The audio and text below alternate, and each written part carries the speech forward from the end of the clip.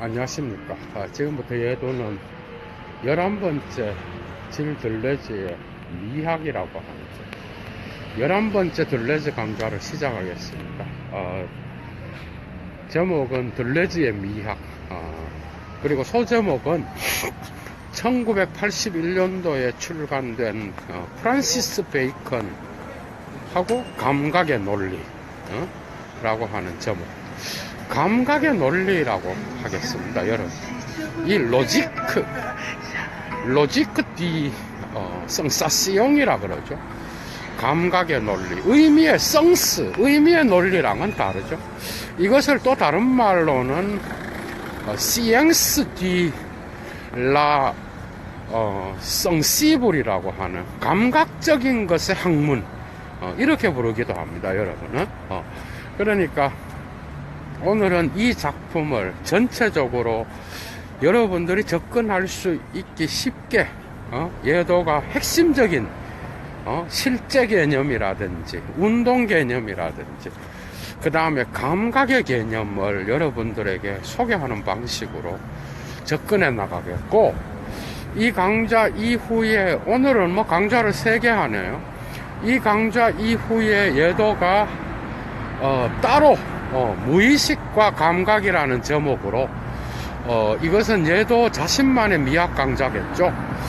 물론 들레즈의 이런 영향을 무의식의 개념을 갖고 철학을 전반적으로 깔고 예술 작품을 논평하는 이런 강좌를 오늘 이 강좌 끝나고 밥 먹고 하겠습니다. 그러니까 이 강좌는 들레즈의 11번째 강좌로 들어가고, 그리고 이것 이후에 또 미학 강좌를 예술과 형상이라는 제목으로 예술, 형상, 무의식 이런 제목으로 강좌를 미학 강좌를 따로 예도가 하나 하려고 합니다. 오늘. 그러니까 사실은 오늘 약속이 있었는데 취소가 되면서 예도가 이런 미학 강좌를 2개를 해야 되겠다라고 하는 생각이 들더라고요. 그래서 먼저 지금 이 시간에는 11번째 들레즈 시리즈에 들어가는 강좌를 하나 마치겠습니다. 여러분, 들레즈의 예도의 시리즈 강좌를 들었던 분들은 들레즈의 사유를 이해할 수 있을 겁니다. 스피노자의 일자 개념, 그 다음에 베르그송의 지속과 수축 개념, 그 다음에 또 니체의 힘의 개념, 이런 것들을 잘 알아야 되고, 그래서 감각의 논리에서도 동일하게 그죠? 이러한 개념들을 갖고 미학을 펼쳐나가는데, 오늘날 예술가들은 이 책을, 이게 쉬운 책이 아니겠죠.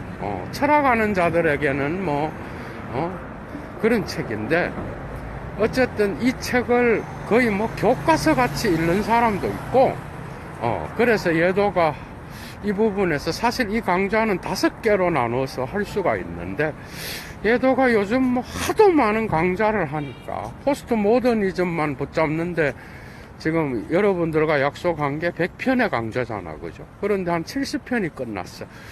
그런데 앞으로 예도는 차이와 반복, 그 다음에 의미의 논리, 이거 주문이 들어온 거예요.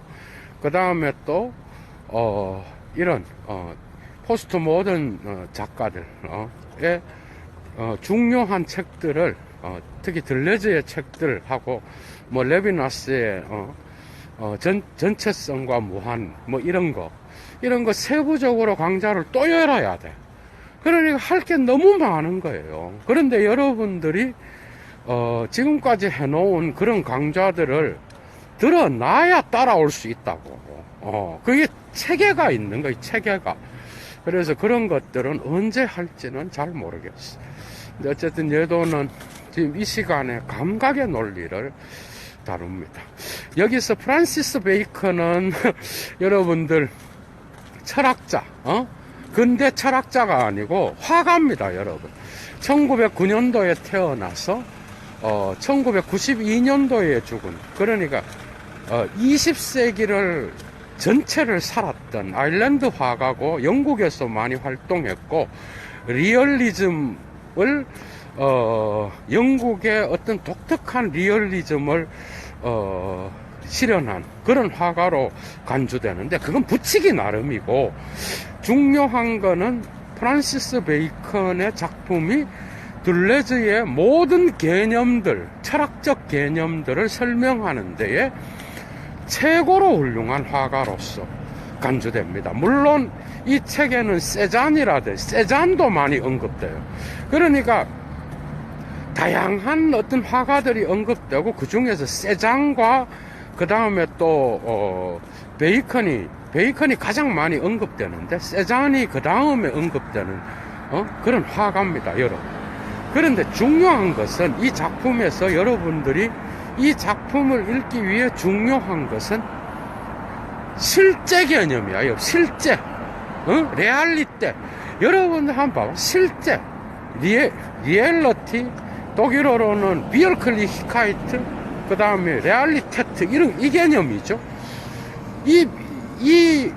그 들레즈의 실제 개념은 완전히다. 사실 이거 하나만 알아도 그 책을 철학적으로 이해하는 데는 큰 문제가 없어요, 여러분. 그러니까 바움가르텐이 근대의 미학을 대학교 안으로 갖고 왔잖아. 그래서 칸트가 그것을 미학을 이야기하고 헤겔이 미학을 이야기하고 오늘날은 아도르노, 발터 베냐민부터 해가 예도가 그런 것들을 강좌를 다 해놨어요. 예도의 미학 강좌에 들어가면 20몇 개나 돼 벌써. 오늘 들레즈 시리즈 빼고 하나 더 하면 뭐 상당히 많아지겠죠, 점점. 그런데 어쨌든 이러한 미학의 역사에서 들레즈는 혁명적인 오늘날 20세기와 21세기의 예술가들에게 상당히 중요한 통찰을 던져주는 그런 미학을 이야기합니다, 여러분. 그런데 여기서 중요한 건 실제 개념이에요. 그게 들레즈한테서 실제는 인식과 관계되어 있는 게 아니야. 이게 매우 중요합니다. 여러분들 이런 강좌는 예도가 혼자 철학을 다 한다. 어림도 없는 얘기예요. 그건 착각이야. 그런데 모든 철학자는 어떤 책을 설명하고 읽었을 때 자기 나름의 해석 방식이 있어요. 오독하는 자도 있겠지만 대부분의 나는 철학자들을 존중합니다, 여러분. 모든 철학자의 강의는 그 사람 혼자만의 이런 대가의 책을 강좌를 여는 게 다다. 이거 다 사입입니다. 이런 건 다 거짓말이에요. 그런데 그 특정 철학자가 특정 대가의 책을 강좌를 할 때는 그 사람만의 특징이 있어요, 여러분. 그러니까 여러분들은 그 사람만의 해석 방식을 따라서 여러분들을 철학을 이해하는데 도움을 받으면 되는 거야. 어느 한 철학자가 대가를 다 설명한다? 그거 싹 다 사입이죠. 그런 건 거짓말이죠. 공부를 한 사람은 다 합니다. 뭔 말인지 알죠. 그러니까 나는 예도가 한국의 철학계의 모든 헛소리 하지 말라고. 그게 아니라 예도는 예도가 갖고 있는 특징이 있는 거예요. 철학을 하는 데 있어서. 그래서 여러분들에게 여러분들과 맞고 여러분들에게 도움을 주면 되는 거예요. 그러나 최소한 사이비는 아니라는 거죠, 여러분. 철학이라 그러는 건요, 그렇게 우스운 학문이 아니에요, 여러분. 어느 한 사람이 해결을 해석해가 전문가? 오늘날은요, 지적 이후로 이런 얘기는 개소리가 됐어. 물론 일평생 동안 원서를 갖고 씨름한 자들을 무시할 수 없습니다. 그러나 그 한 사람이, 여러분들, 지적 이전에 칸트와 헤겔을 그런 방식으로 해석한 자는 하나도 없었어요, 여러분. 여러분 한번 생각해봐. 그러니까 모든 고전은 그죠? 그렇게 우스운 게 아니에요, 여러분. 니체가 플라톤을 해체했다 그래서 플라톤이 끝났다. 어림도 없는 얘기예요. 이해가 돼? 뭔 말인지? 그런 걸 잘 아시라고. 여러분들이 플라톤을 읽고 또 다른 방식으로 또 다르게 해석할 수 있어요. 그렇기 때문에 고전인 겁니다, 여러분. 이해가 되죠? 그러니까 어느 한 철학자가 어떻고 이래가고 모든 거를 그 순간부터 사이비의 길로 들어가는 겁니다. 경계를 하시라고, 여러분들이. 그래서 예도도 이것도 감각의 논리를 또 다양한 사람들이 해석했겠죠. 그 사람들 나름대로 장점이 있다는 거야, 여러분. 예도는 예도 나름대로의 장점이 있는 거. 여러분들은 그거를 배우면 되는 거야. 그래서 특정한 사람이 무슨 철학의 모든 거를 헛소리 하지 마세요. 그런 건 불가능합니다. 물론 그 중에서 자기한테 맞는 해석, 자기한테 귀에 쏙쏙 들어오는 그런, 철학자가 있겠죠. 그거는 자기한테 맞는 거지, 그죠? 그런 차원으로 여러분들이, 인문학을 공부하시기 바랍니다. 저는 너무 기뻐요, 요즘. 많은 사람들이, 우후죽순으로 도움을 받았다 그러고, 그죠? 저는 그 역할만 하면 되는 거예요. 제가 무슨 철학의 모든 거를 헛소리 하죠. 인간인데 어떻게 그런 걸, 말도 안 되는 얘기예요, 여러분. 그런 것들을 딴 사람이 그렇게 강좌를 해도 다 거짓말입니다, 여러분. 한 사람이 무슨 그런 대가들을 다 하겠어. 그건 거짓말이고, 한계가 있는 것이죠. 전부 다가, 그죠? 그래서, 제가 볼 때, 제가 감각의 논리를 읽었을 때, 이 감각의 논리를 이해하는 방법에서 가장 중요한 게, 실제 개념이야. 그런데, 이 실제는 인식과 관계가 없어. 이게 들레즈 철학의 핵심적인 미학을 이해하는 데에 있어서 중요한 거예요. 그러니까 플라톤과 다른 게 뭐예요? 감각적인 것, 칸트와 다른 게 칸트의 인식론과 데카르트의 인식론과 플라톤의 인식론과 다르다는 거예요. 이 사람 전통적인 인식론 이렇게 따라갑니다. 감각적인 것을 통해서 이성이 발동한다고 생각해. 이해가 돼? 칸트도 그렇잖아. 그러니까 감각에 의하여 인식이 발달한다고 보는 거야. 그러니까 감각은 인식을 촉발하는 거라고 보는 거야. 그런데 그 인식의 중심에는 언제나 이성이 있었어요, 여러분. 이해가 되죠? 그런데 이 이성이 감각을 통제하고 지배하고 결국은 감각에 의하여 자료로 만들어져서 표상을 통하여 전달된 그것은 오성과 이성에 의하여 통제된다고 본 거야. 플라톤이 이렇게 한 이후에 모든 철학의 인식론은 이런 방식, 감각과 언제나 지각과 감각은 같이 갑니다. 감각과 여러분 그 오성과 이성은 함께 언제나 함께 갔어. 경험론이든 관념론이든 합리론이든 전부 다가 이거는 이 도식은 속일 수 없는 거예요. 그런데 이런 도식을 깬 게 니체예요. 니체는 여러분들 니체는 예도가 전공을 나가 니체 거리는 게 아니라고. 니체는 오늘날 한 중심에 있어요. 니체의 철학은요, 각각 곳곳에 전반적으로 퍼져 있지만, 니체는 여기에서 이러한 표상과 감각적인 것을 이성과도 연결시키지만은, 감각은 우리의 정서와 관련된다 그랬어. 그러니까 독일어로 라틴어 계열이죠. 아펙트. 여러분, 이것도 불어도 같이 갑니다. 이거를 정서 충동 이러면서 또 불어에서 들레즈 철학에서 번역하는데, 그것은 선악의 저편에도 나오고 도덕의 계보학에도 나오고, 그리고 유고집에서 데카르트를 깨는 다양한 곳곳에 나와. 니체에 여기에서 여러분들이 아셔야 되는 게, 여러분들이 아셔야 되는 게, 이러한 감각은 언제나 이성과 관계되어 있는 거야. 인간은 이러한 감각을 욕망과 연결시키는 거야. 니체가 얘기한 거야. 욕망은, 그래서 이성적으로 사태를, 투명하게 볼 수 있는 그런 이성은 없는 거야, 여러분. 이건 니체의 철학에서 매우 중요한 거예요.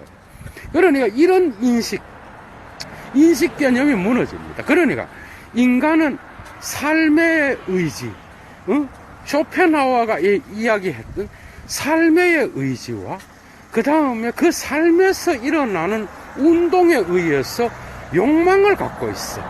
독일어로 베기열더야. 이 욕망은 정서와 연결되면서 인간의 인식, 감각을 이성으로 통제하는 데에 방해를 하는 거야. 그러니까 감각은 언제나 욕망과 정서와 관계되어 있다. 그래서 하이데거도 여러분 이런 걸 해체하려고 기분 잡혀 있음을 이야기한 거예요, 여러분. 이해가 돼요?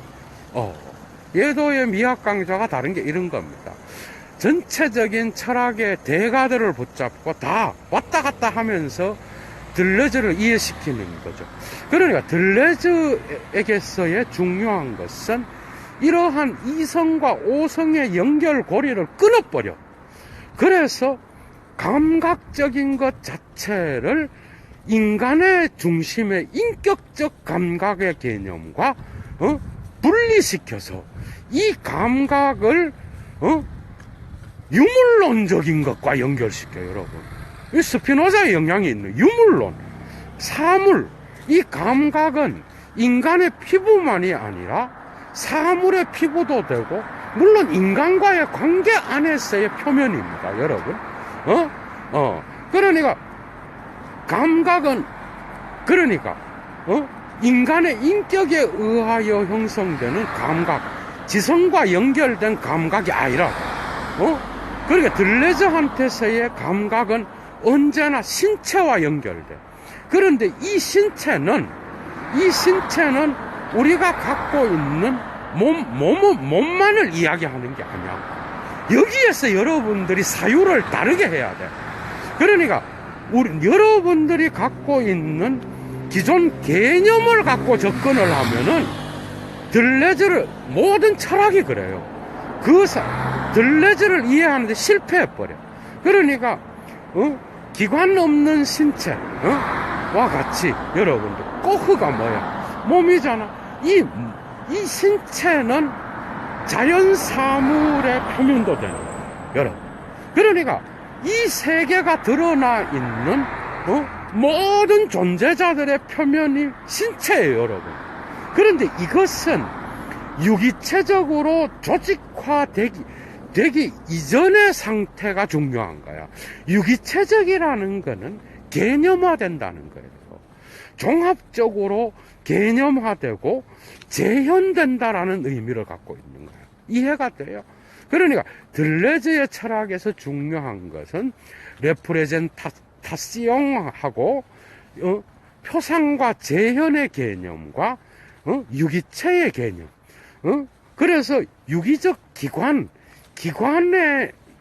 종합적으로 발동해서 생명이 만들어진 이런 개념은 들레즈 철학에서는 경계의 대상입니다. 그게 들레즈를 이해하는 데 있어서 모든 실제는 운동입니다. 그러니까 베르그송의 철학에서도 나오듯이 모든 실제는 시간이야, 여러분. 시간은 뭐야? 시간은 양쪽으로는 수축에 의해서 표현되는 거야, 여러분. 수축이 뭐예요? 수축은 언제나 베르그송에게 있어서 연장과 비연장을 넘어서는 개념이에요. 되었다가 연장되지 않는 이런 수준이 아니라 수축을 통해서 운동이 일어나는 공간에서 이 운동량이 질을 만들어낸다고 보는 거야. 이해가 돼요? 이 수축에 의해서 질이 만들어지면서 지속이 일어나는데 이 지속이 바로 실제야. 여러분들 다른 게 아니라 모든 세계 사물은 이런 방식, 지속이라는 건 연속성이 아니라 어떤 단절의 지속을 이야기하는 거야. 이해가 돼요? 그러니까 이 감각의 논리에서 힘을 그려라 이러거든, 여러분. 이 힘이 뭐야? 이 니체의 힘의 의지의 힘이야, 여러분. 힘. 그런데 이건 인격을 갖고 있는 게 아니야. 여러분들 그 쇼펜하우어를 이해하는데 의지 개념이 인간의 의지가 아니잖아. 자연이 움직이는 약동하는 것도 의지입니다, 여러분. 이런 것들이 베르그송과도 연결되어 있어요, 여러분. 엘랑 빗달이라는 개념이 있죠. 그러니까 이 베르그송의 어떤 그러한 지속 개념은 실제와 매우 밀접히 연결되어 있는데 여기에는 니체의 힘 개념이 들어가 있어요. 그러니까 그리고 이 모든 것은 존재로 표현되어질 수 있는데 존재는 언제나 일의적인 위니보시테의 특징을 갖고 있어. 이게 스피노자의 일자 개념으로부터 나온 거야. 그러니까 모든 존재는 일의적으로만 표현돼. 신, 생명, 존재는 같이 가요. 이거 스피노자 철학이죠. 그러니까 신과 생명과 존재는 같은 건데 이런 거는 일의적으로만 표현돼. 다양한 존재자들의 움직임은 언제나 존재로서 나타나는데 존재는 언제나 일의적 표현. 그러나 여러분들 봐봐, 할 게 너무 많아. 여러분 얘기해 줄 게 너무 많아서 이런 걸 한 강좌로 끝낸다는 거는 참 상당히 안타까운 현실입니다. 할 게 너무 많아서. 그러나 어쨌든 이걸 하고 또 세부적으로 또 하고 해야 되겠죠. 여러분들 봐봐, 기관이 없는 신체라는 게 뭐야? 얘도가 따로 강조를 해놨자. 기관이 없다는 게 아니야. 기관이 유기체적으로 연결되는 것이 중요한 게 아니라 기관 배후에, 각각의 기관 배후에서 나타나는 몸이 갖고 있는 그 자체를 보자는 거야. 기관으로서 생명이 아니라 이미 목적론이 되어버리는 거야. 이해가 돼요? 그게 아니라 기관 배후에 있는 힘, 여러분. 그리고 기관 배후에서 작동하는 잠재성, 여러분. 잠재적인 것과 신과 또 뭐죠? 생명은 다 존재 개념이야. 이게 누구한테서 그래, 여러분? 존재자들은 뭐야? 이런 잠재적인 것으로부터 다양한 존재자들이 양태와 속성으로 표현되는 거야. 이게 바로 스피노자의 일의적 존재 개념인데 여기에다가 니체의 힘이 들어간 거야. 여기에다가 베르그송의 지속 개념이 있는 거야. 그 지속은 연속이 아니라 매 순간 수축에 의해서 일어나는 공간 확보와 그것에 의해서 연속으로 변화되는 존재의 생성의 그러한 특징을 나타내는 거야. 이 지속은 그냥 연속이 아니야. 끊임없는 단절 속에서 운동하는 공간. 이것이 연결되면서 지속을 만들어내. 이해가 돼요? 그러니까 기관 없는 신체가 바로 실제입니다, 여러분. 누구한테서? 둘레자한테서. 실제는 그러니까 뭐야? 실제는 신체 자체입니다. 사물 자체라고. 그런데 그냥 신체가 아니라 움직이는 신체. 욕망하는 기계야, 여러분. 욕망하는 기계이자 기관 없는 신체고 신체 자체야, 여러분. 매우 중요한 이야기가 있어. 프란시스 베이컨의 작품을 다 보셔요. 저는 그 작품에서 무의식을 읽었습니다, 여러분.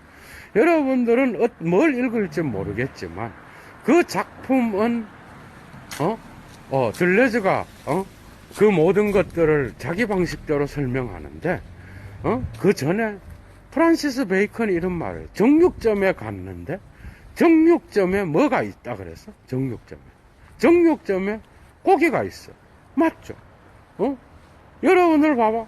정육점, 이게 신체 없는 기관을 이해하는데 탁월한 어떤 비유입니다, 여러분. 그러니까, 정육점에 돼지고기가 있어. 걸려 있어. 거기에서 베이컨이 그랬다잖아. 나는 정육점에 왜 내 몸이 아니라 저런 짐승의 고기가 걸려 있는 거는 이해할 수 없다 그랬다고. 이해가 돼요? 동물 되기와 인간 되기는 이런 신체의 관점, 감각의 관점에서는 아무런 차이가 없는 거야. 이해가 되죠? 여기에 이성을 집어넣으면 달라지는데 이성이 없다고 지금. 그래서 들레즈한테서 동물 되기는 바로 인간 되기와의 차이가 없는 거야. 니체도 인간의 고통을 설명하면서 다양한 신체의 중요성을 이야기하면 이런 영향이 다 들어있는 거라고, 여러분. 그러니까 그의 그림에서 보면은 형상의 움직임이 나타나, 여러분. 그래서 화가는 모든 그림은 재현을 하는 게 아니라고 본 거야. 지금까지의 미학은 재현이 중요했고, 바깥에 있는 저 나무를 화폭에다 나무로 옮겨 짓는 예술가들만의 독특한 재현으로 본 거야. 그런데 이 재현이라는 개념을 가장 싫어합니다.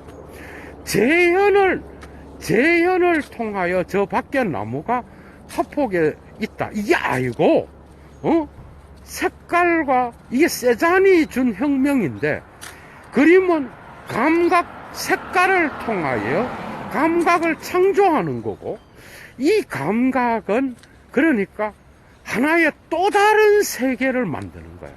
그게 밖에 있는 지시기호와 관계가 있는 게 아니라고. 실제 나무와 관계가 있는 게 아니야. 세잔이 그린 그림에서 여러분 정물화, 그 유명한 사과 자체를 그려라. 그게 뭐예요? 사과의 생명력, 먹는 사과가 아닌 사과 자체, 여러분. 사과의 신체성, 사과의 감각성을 그리라는 거예요. 여러분, 이해가 돼? 그래서 인간의 인식에 의해서, 지금까지 해석되어 온 개념을 벗어나라는 거예요, 여러분. 모든 개념으로부터 자유로운 게 바로 화가라는 거예요. 그런데 지금까지 해석된 그런 사과라는 그 개념을 그리는 게 아니라고. 사과 자체의 감각을 그리는 거라고. 사과 자체의 신체를 그리는 거라고. 그래서 그 신체가 직접적으로 이미지를 만들어내고 그 이미지 자체가 또 다른 하나의 사물이라는 거라. 이해가 돼요? 그래서 재현이 아니야. 그런데 모든 그림은 스토리와 모델이 있다라고 생각해. 그런데 이런 것들을 들레즈는 회화에는 스토리와 모델이 없다 그래. 모든 그림은 스토리와 그 다음에 이야기가 있죠. 그 다음에 사파가 있죠. 그죠? 여러분. 사파적이고 서술이 있다고. 서술은 이야기라고. 이야기를 만들어내는데 이런 것들은 기존에 있었던 재현적 예술에서나 가능한 이야기다. 사실 화가는 재현하는 게 아니다. 그러면 이런 재현에 의하여 사파적이고 스토리에 의하여 인간이 지금까지 갖고 왔던 그 개념을 연상시키는 모든 것을 들레즈는 클리셰라 그럽니다, 여러분. 클리셰. 뭐야? 진부한 것이. 이거 영어로, 불어에서 영어, 독일어로 그냥 넘어간 단어잖아, 여러분. 그러니까, 클리셰는 재현을 나타내는. 다시 쉽게 설명할게요.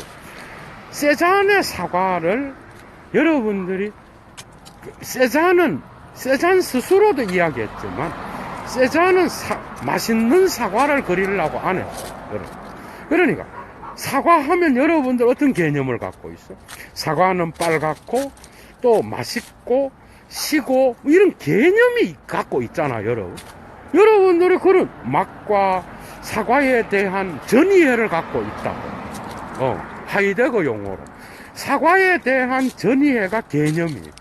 여러분들이 갖고 있는 그 개념의 질서에 포섭되는 거는 클리셰예요. 다 이해가 됐죠. 이제 이 클리셰를 극복하는 게 예술가야. 예술가는 클리셰를 벗어나는 거야.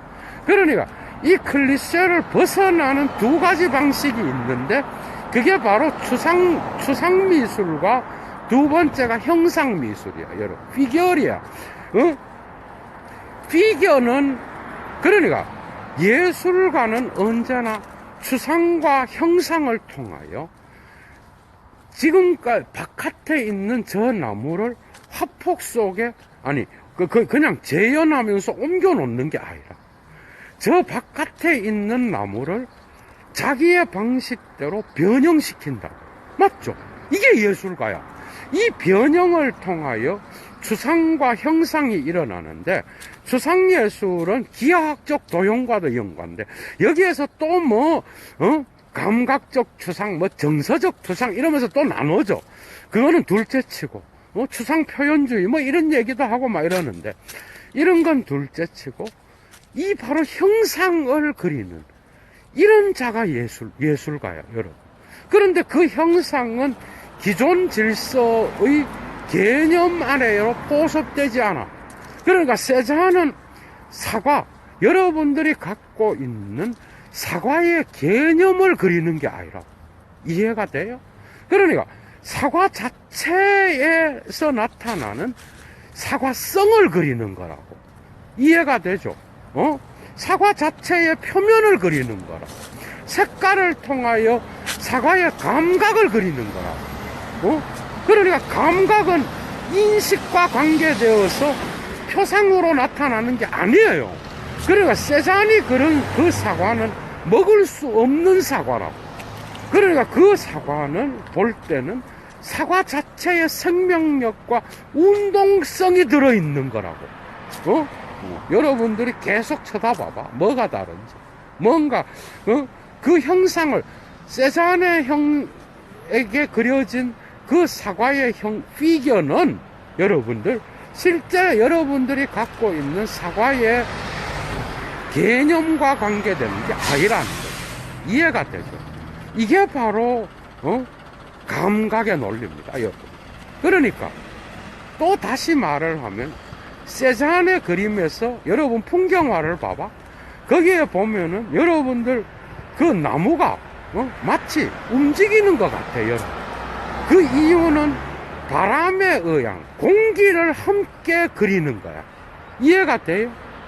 그 풍경화에서 소나무와 같이 생긴 거라든지 다리가 보이는 풍경화 또 있어요. 여러분들이 직접 봐봐. 그런 그림들을 보면은 여러분들 바람이 보여? 힘을 그리는 거예요, 여러분.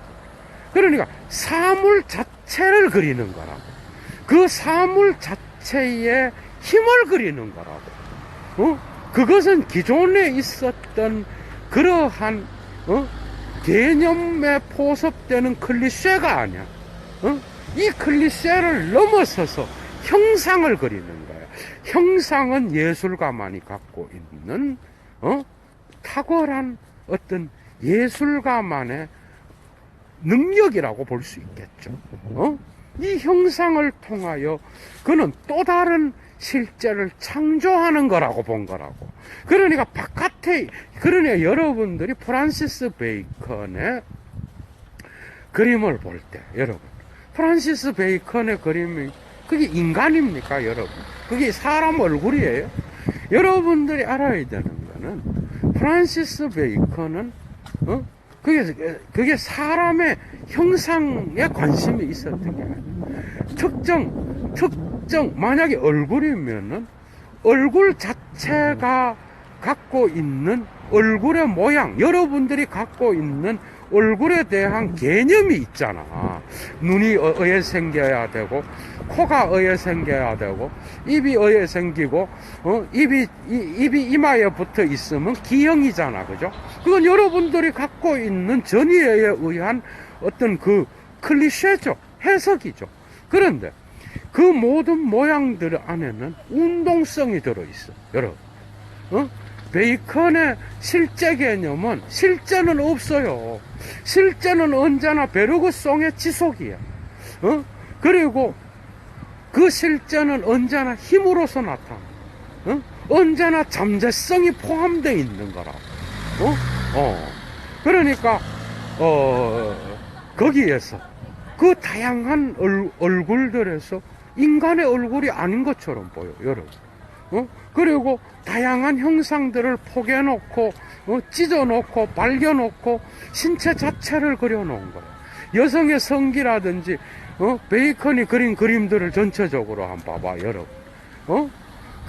그게 인간인지, 괴물인지, 동물인지, 구분이 안 돼, 여러분. 근데 그 형상을 통하여 표현하라는 게 뭐야? 몸 자체예요. 신체 자체고, 그러니까 얼굴을 그린 게 아니라 머리를 그린 거야. 이해가 돼요?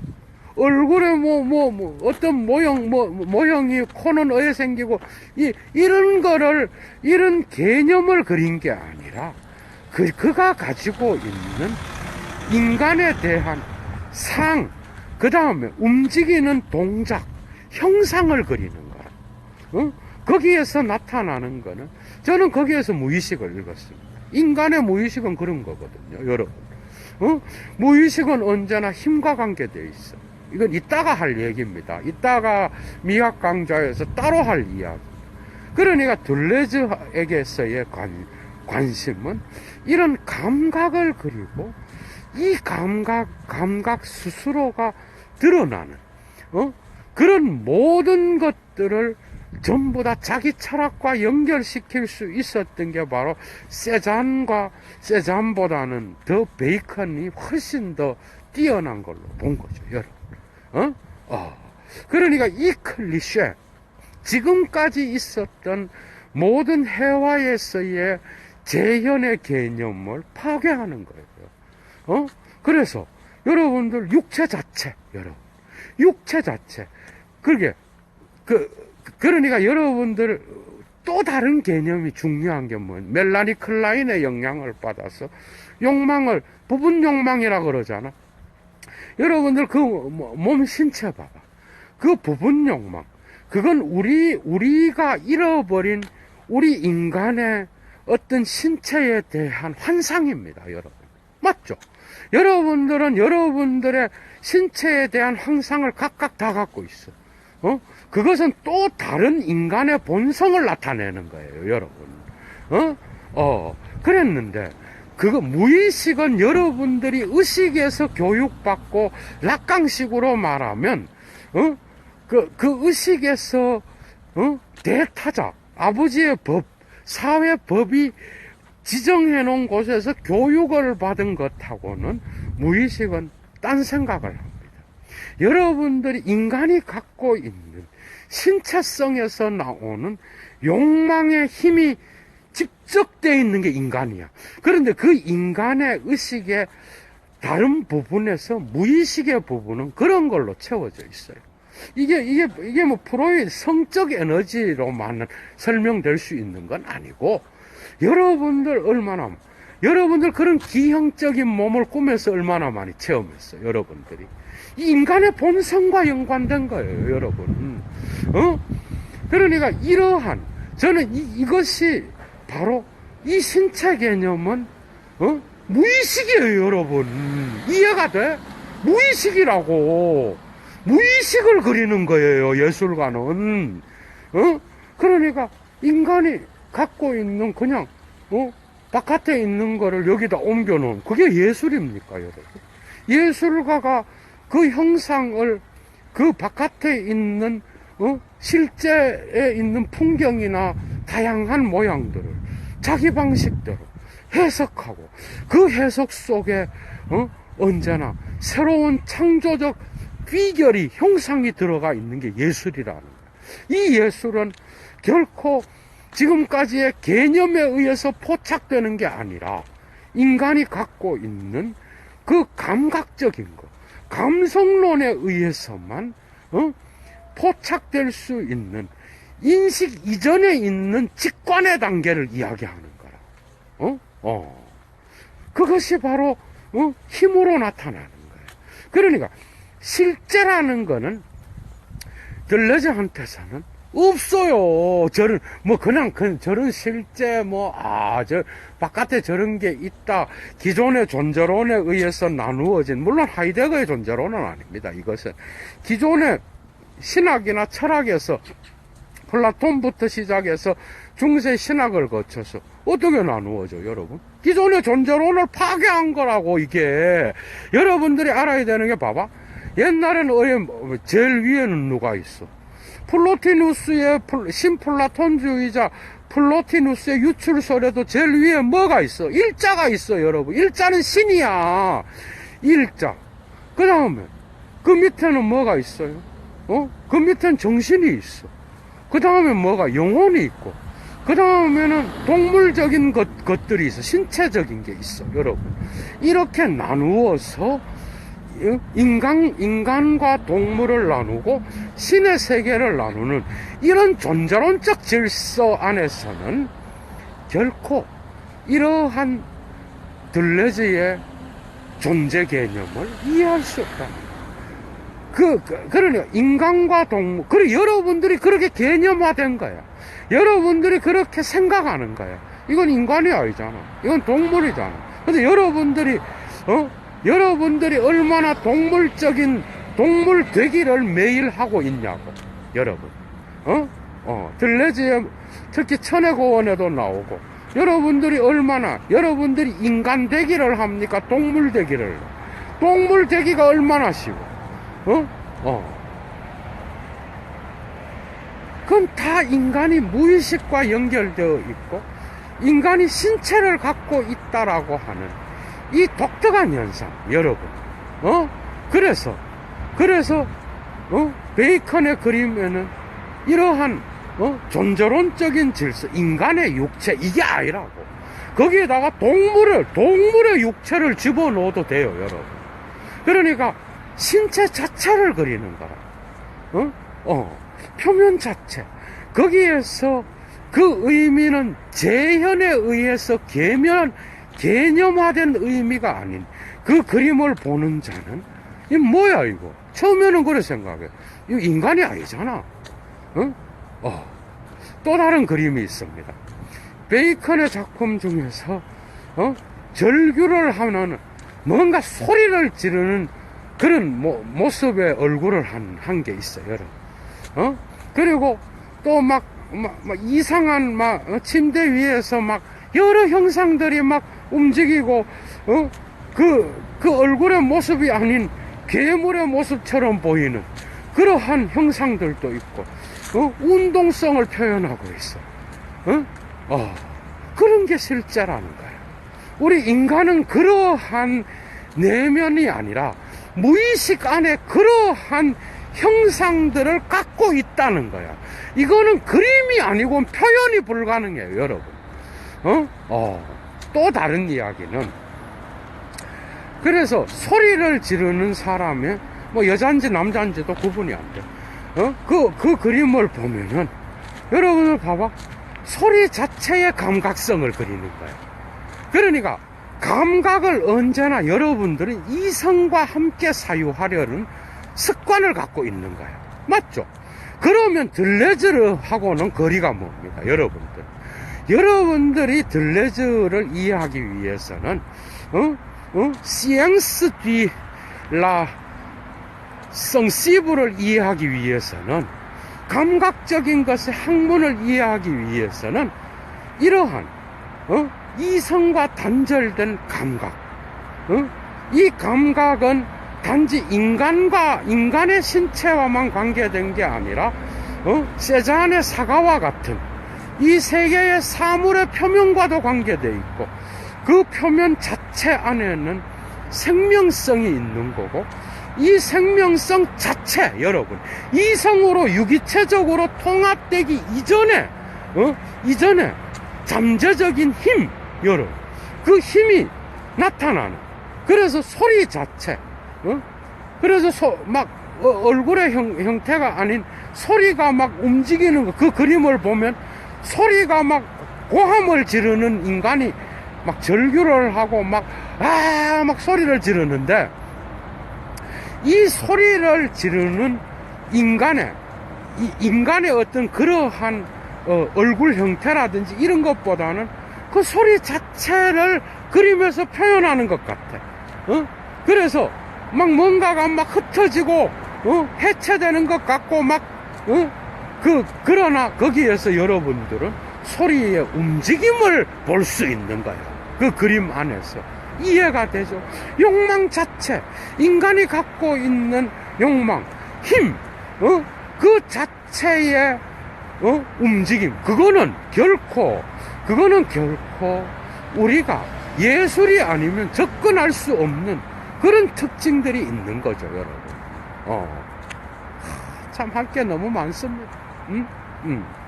그래서 둘레즈는 이러한 감각의 논리라고 하는 거는 이성으로부터 벗어나 있는, 그래서 오성의 계산에 의해서, 물론 칸트도 이것을 오성과 연결시키진 않았지만 감각 자체, 여러분, 특정 몸이 동물 되기 자체로 환원될 수 있는 그러한 몸 자체의 어떤 신체 자체, 기관 없는 신체와 같이 따로 넣어진 해부학에서 말하는 것처럼 그런 몸 자체의 어떤 특징들을 표현하고 그 움직이는 형상을 가능하다면 생명성이 느껴지게끔 표현한 것, 이게 바로 실제입니다.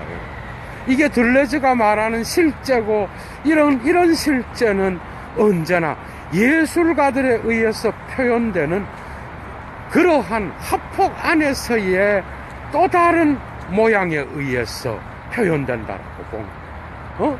그러니까 베이컨이 그렸던 그 그림들 안에서의 나타나는 인간인지 동물인지 괴물인지 모르겠지만 그 모든 형상을 뒤틀고 거기에는 어떤 종합이 불가능합니다. 여러분들이 개념은 언제나 종합하려고 해요. 그 여러분들이 기존에 갖고 있었던 개념을 갖고는 그 그림을 도무지 이해할 수 없어. 여러분들이 기존에 갖고 있던 존재론적 질서 안에 포섭될 수 없는 형상들로 만들어져 있고, 그것은 바로 신체 없는, 기관 없는 신체와 같이 이성으로부터 분리된 유기체의 어떤 그러한 중심적 운동으로부터 분리된 그 부분 욕망 자체, 여러분, 부분 욕망에 의하여 표현될 수 있는 그러한 형상들이 베이컨의 작품들에는 그냥 여러 가지로 나타나고 있다라는 거. 그래서 감각은, 들레즈한테서 감각은 곱비 풀린 감각이에요. 이성과의 어떤 연관성도 갖고 있지 않는 그런 감각, 그 감각 자체를 표현하는 게 바로 클리셰를 넘어서는, 다시 구조주의적으로 말하면 구조가 인간을 결정한다라고 본 거예요. 그런데 그 구조에 의해서 인간은 형성되기만 하는 게 아니야. 인간이 그 구조를 창조할 수도 있어. 그런데 그 구조는 언제나 생명력이 있는, 움직이는 구조야. 그런데 그 구조를 예술가는 보는 거야. 이해가 돼요? 그 구조는 예술가에 의해서 변형되는 거야. 그 변형에 의하여 일어나는 그러한 것이 작품 속으로 옮겨지게 되는데, 이때의 작품은 실제 현실 세계에서 나타나는 그 구조가 아니야.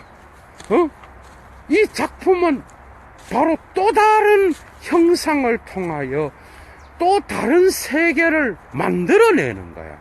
그러니까 재현이 아니라 여기에서 옮겨진, 베이컨에 의해서 옮겨진 그런 다양한 인간들의 모습은 바로 여러분들이 갖고 있는, 여러분들이 잃어버린, 여러분들이 또 다른 방식으로 생각하고 있는 여러분들의 무의식의 모습인 거야, 여러분. 내도는 그렇게 봅니다.